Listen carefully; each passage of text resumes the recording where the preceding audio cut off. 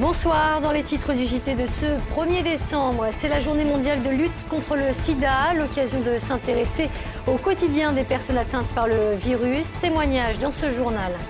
Gros plan sur cette initiative solidaire, un groupe de Lyonnais sillonne les rues pour apporter chaleur et réconfort aux sans-abri. Et puis le loup, bon dernier du top 14, les hommes de Raphaël Saint-André se sont lourdement inclinés hier face à Montpellier. Chaque année en France, on estime à 7000 le nombre de personnes infectées par le VIH. Loin de baisser, ce chiffre a même pour la première fois depuis longtemps augmenté dans la région. En ce 1er décembre, journée mondiale de lutte contre le sida, nous avons voulu savoir à quoi ressemblait le quotidien d'une personne malade. Entre optimisme et coup de blues, Jean-Marc Roffa. Séropositif depuis 2 ans, Jean Wilson n'a pas supporté le lourd traitement de la trithérapie avec beaucoup trop d'effets secondaires pour lui, notamment de forts vomissements. Il a donc courageusement fait le choix d'arrêter son traitement pour faire face au sida avec l'aide de fortes doses de morphine. C'est difficile de me voir dans ces conditions. J'ai très mal à la tête, j'arrache mes cheveux, je me colle la tête contre le mur. Donc le fait de soulager la douleur, ce qu'on appelle le côté palliatif de la chose, ça me permet justement d'avoir une vie plus ou moins, de continuer à vivre les derniers moments qui me restent avec les gens que j'aime et les gens qui m'entourent. On parle avec lui. Le seul ennui, c'est qu'il est la plupart du temps fatigué, donc il dort quasiment toute la journée. Ce jeune Lyonnais d'origine réunionnaise désire que son témoignage ouvre le dialogue pour que le mot sida ne soit plus un tabou. Ici, les gens sont très tolérants et tout, et dès que je rentre à La Réunion, j'ai l'impression que des fois, en tout cas, concernant ce sujet-là, j'ai l'impression de me retrouver 30 ans en arrière. Vous savez, même si aujourd'hui j'ai une blessure, je saigne, le virus, une fois que le sang, si j'ai des gouttes de sang qui tombent par terre et tout, il faut savoir que le virus, il est mort. Selon les estimations, il y aurait aujourd'hui en France 50 000 personnes porteuses du sida. Alors pour ôter le doute, il faut à tout prix se faire dépister. À Lyon, il y a 2 centres, l'un à l'hôpital de la Croix-Rousse et l'autre ici à Édouard Herriot. Ces tests sont gratuits et anonymes. Un important réseau de trafic de stupéfiants a été démantelé il y a quelques jours par le groupe d'enquête antidrogue. Ce dernier a en effet saisi près de 50 kilos de cannabis, une opération qui a duré 6 mois et qui a mobilisé plus d'une centaine de policiers au total. À l'issue de ce coup de filet, 19 personnes ont été interpellées à Lyon, mais aussi à Oullins, Rieux et Chasse-sur-Rhône. 6 ont été incarcérés.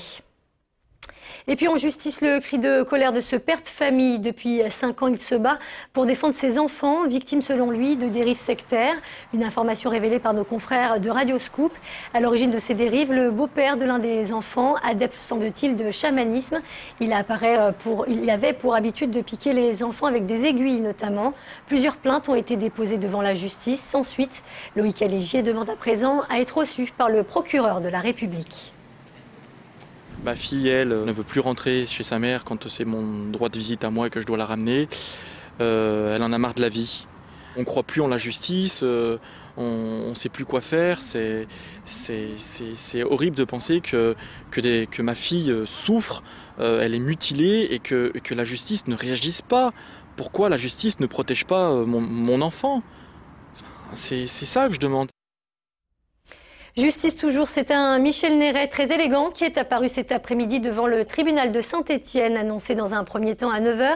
C'est finalement à 14h45 que l'ancien numéro 2 de la PJ lyonnaise a été entendu comme témoin dans une affaire de braquage qui s'est déroulée en 2003.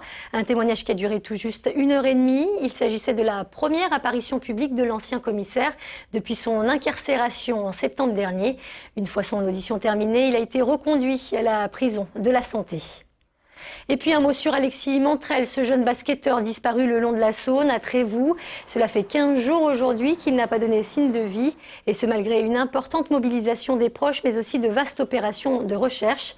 La semaine dernière, sa carte grise avait été retrouvée flottant dans la rivière. La voiture, quant à elle, reste introuvable. Alors que le dispositif hivernal a été mis en place depuis près d'1 mois sur le département, de nombreuses personnes continuent à dormir dans la rue.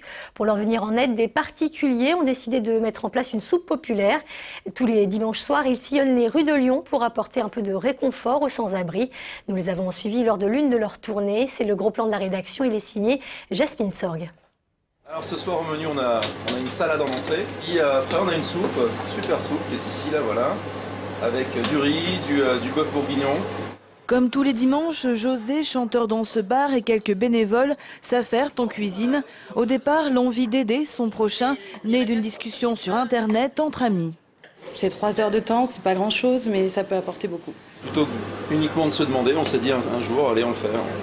On va acheter des légumes, on le fait. Et puis finalement, au fur et à mesure, on a démarché des magasins qui nous donnent des légumes, des bouchers qui nous donnent de la viande.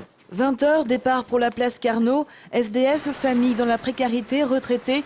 Ils sont environ 80 chaque dimanche soir à venir se restaurer.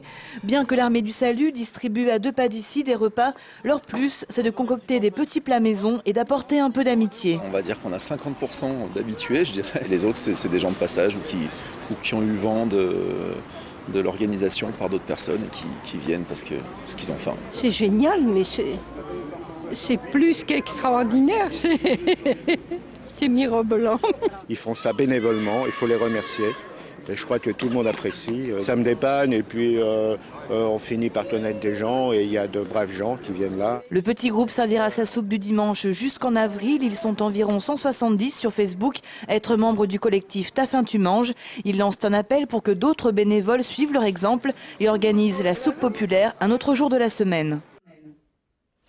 Le ministre de la Défense, Gérard Longuet, était à Lyon aujourd'hui. Il a visité l'école de santé des armées. L'occasion pour lui de faire un point sur la réforme de la carte militaire qui prévoit la fermeture de 82 unités. Dans l'agglomération, les casernes de Rieux et de Saint-Priest sont concernées. Au total, 400 postes seront supprimés. En rugby, cela s'appelle le très difficile apprentissage du top 14. Le Loup s'est à nouveau incliné hier soir et même lourdement face à Montpellier, 30-10. Conséquence, les hommes de Raphaël Saint-André sont bons derniers au classement. Retour sur ce match avec Émilie Deschamps. On n'a pas été invité à ce niveau, c'est depuis le début de la saison la première fois qu'on rivalise dans aucun domaine. C'est la plus lourde défaite du Loup cette saison. Hier soir, jamais le 15 lyonnais n'a vraiment existé face à un Montpellier regonflé à bloc avec le retour de ses internationaux. Lyon, tout simplement tombé sur plus fort, s'incline 30-10 et dégringole à nouveau à la dernière place du classement de top 14. Aujourd'hui, on a joué le finaliste du top 14, on n'a pas joué le Montpellier du début de saison, contrairement à certains, et on a vu la différence, ils étaient nettement au-dessus de nous. On voit le chemin qui nous reste à parcourir si on veut exister en top 14, quoi. Alors je dis pas de faire tous les week-ends les prestations que fait Montpellier, mais au moins d'élever notre niveau encore. Le Loup n'a toujours pas offert sa première victoire au public lyonnais dans la nouvelle enceinte du Matmut Stadium.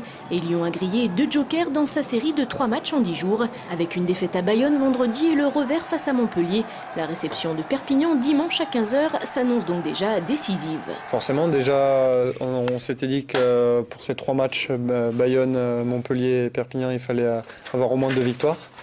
On n'est déjà pas dans les clous, donc y a encore plus de pression pour cette réception de Perpignan. Et alors que les Lyonnais n'auront eu que 4 jours pour récupérer, Perpignan aura eu quasiment le double.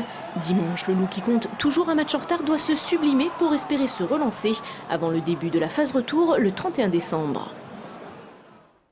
Et c'est la fin de ce JT. Merci de nous avoir suivis. Passez une très bonne soirée sur TLM.